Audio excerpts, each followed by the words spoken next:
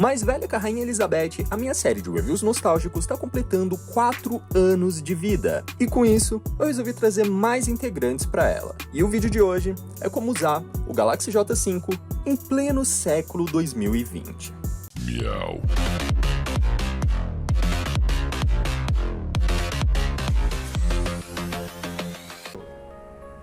1, 2, 3. Olá, amigo! Olá, amiga! Olá, cidadão! Olá, cidadã! O Galaxy J5, apesar de ser um celular mais subestimado do que eu, foi um celular muito à frente do seu tempo. Já que na era das telas IPS TFT, ele tinha uma poderosa Super AMOLED da Samsung.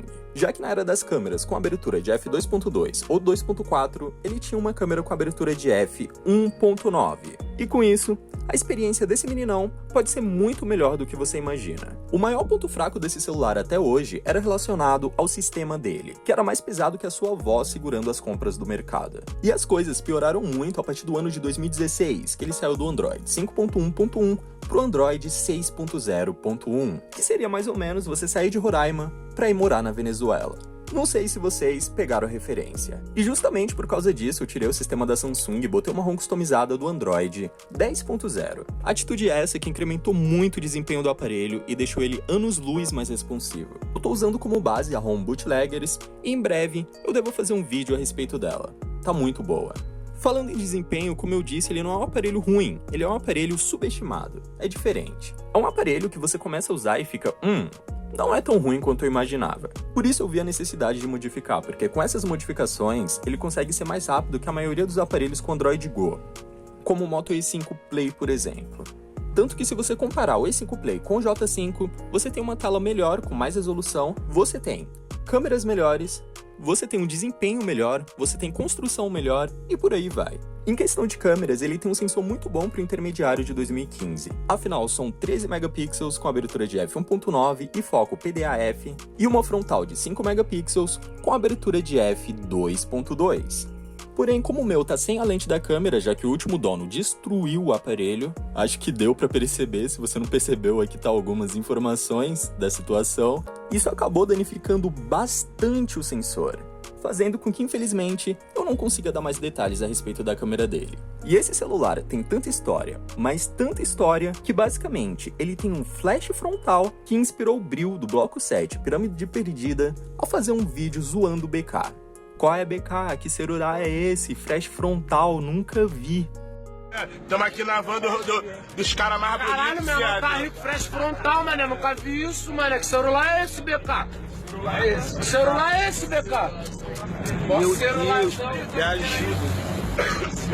Porém, deixando o Bril e as maluquices dele de lado, vamos falar da tela do danado. E meus amigos, que tela! Afinal, a gente tem uma tela de 5 polegadas Super AMOLED da Samsung, na resolução HD de 1280 por 720p, com 320 pixels por polegada.